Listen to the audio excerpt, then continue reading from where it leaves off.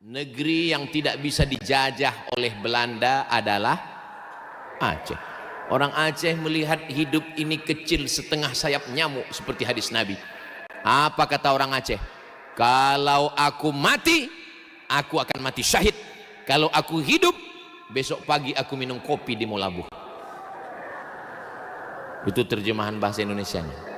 Tengku Umar, beliau meninggal sebagai seorang syahid. Saya ziarah ke makam beliau, masuk ke dalam hutan.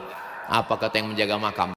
Tengku Umar ini, Ustaz Somad, jangankan hidupnya, jenazahnya pun ditakuti Belanda. Sampai dicari mereka jenazahnya. 6 bulan orang menggalinya lagi, jenazahnya masih tetap utuh, tak dimakan cacing tanah. Begitu janji Allah. Itulah ayat yang dibaca qari kita tadi. Wala taqulu liman yuqtalu fi sabilillahi amwat. Jangan kau katakan mereka mati, bal ahya, mereka hidup. Sudah meninggal pun dia tak dimakan cacing tanah. Kita masih hidup udah dimakan cacing. Kenapa? Diabetes meletus. Mohon maaf kalau ada bapak ibu yang tersinggung, kebetulan penyakitnya sama, jangan tersinggung. Kunci mendengar ceramah saya ini satu, jangan tersinggung.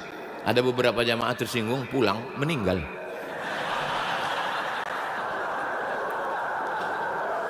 Datang Belanda, Belanda tak bisa masuk. Jangankan Tengku Umar, jangankan Panglima Polem, yang perempuan Malahayati, yang perempuan Cut Nyadin, takut Belanda, diasingkan ke negeri yang paling banyak pengetahuannya, Sumedang. Pengetahuan, iya, karena Sumedang itu banyak tahu.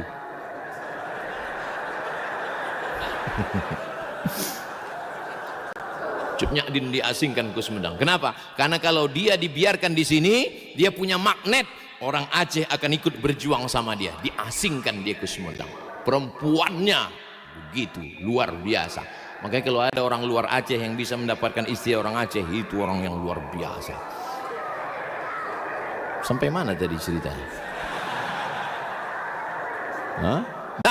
Datang Jepang, Jepang tak masuk. Datang Dom, selesai. Datang tsunami, selesai. Datang apapun yang datang kemari, tidak ada orang Aceh yang murtad, enggak ada. Tidak ada orang Aceh yang menurut psikolog, kalau sudah kehilangan rumah, kehilangan ayah, kehilangan keluarga, itu untuk menyembuhkan healingnya, menyembuhkan psikologisnya, pikirannya. Mereka psikolog-psikolog yang ngerti, bingung mereka. Kok bisa orang Aceh tetap sehat walafiat?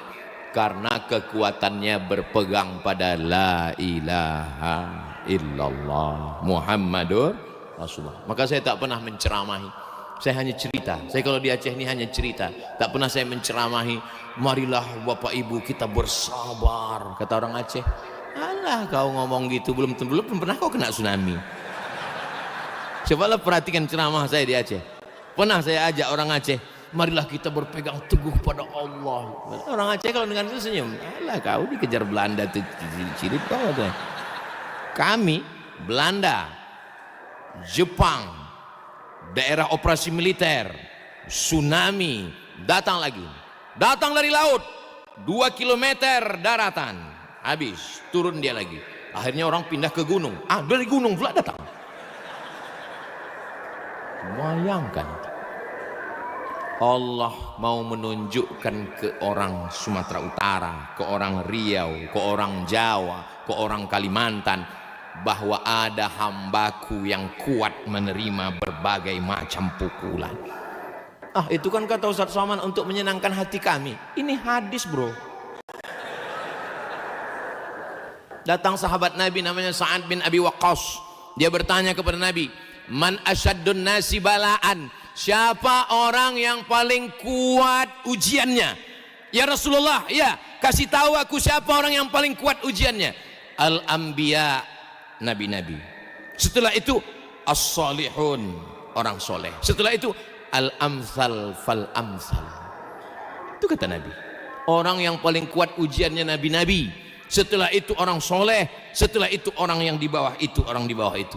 Jadi kalau ditengok dari mulai Kalimantan, Sulawesi, Papua, Jawa, menurut pandangan saya, kalau dipakai hadis ini, yang paling kuat imannya adalah orang Aceh. Setuju tak setuju? Terserah, nggak setuju pun saya udah ceramah juga. Makanya menurut hadis ini kekuatan iman itu diuji. Kenapa? Karena kalau saya menggali tanah di belakang rumah saya, tiba-tiba cangkol saya itu bunyinya pup. Lalu saya tengok ada batu hitam, saya ragu, ini batu kah, intan kah, emas kah? Maka saya bakar, saya hidupkan api unggun, saya bakar 1 hari. Begitu saya bakar meleleh dan memancarkan cahaya, berarti dia emas. Saya bawa pulang, saya masukkan ke lemari, saya kunci lemarinya, saya masukkan ke kamar, kamarnya saya kunci, saya masukkan ke rumah, rumahnya saya kunci. Tapi setelah saya bakar 2 hari tetap hitam, batu gilingan. Cara menguji batu dengan api, menguji iman dengan ujian-ujian ini. Dan iman yang paling kuat itu. Jadi kalau ada anak-anak sekarang, kenapa ujian ini begini berat Pak Ustadz? Kenapa begini? Ini namanya generasi strawberry. Generasi strawberry itu ditengok cantik, tapi kena panas sedikit layu, letoy, lemah, letih, lesu. Berarti kau tak layak jadi orang Aceh. Cepat kau ke laut. Sudah lama ikan hiu itu nunggu kau membacakan doa Allahumma barik lana fima razaqtana wa qina azabannar. Itulah 7 poin yang saya sampaikan pada kesempatan ini. Mari kita jaga Aceh, mari kita jaga anak-anak kita, mari kita tegakkan amar ma'ruf nahi mungkar, mari kita bersama-sama membangun. Saya yakin dan percaya semua akan baik, semua akan bahagia.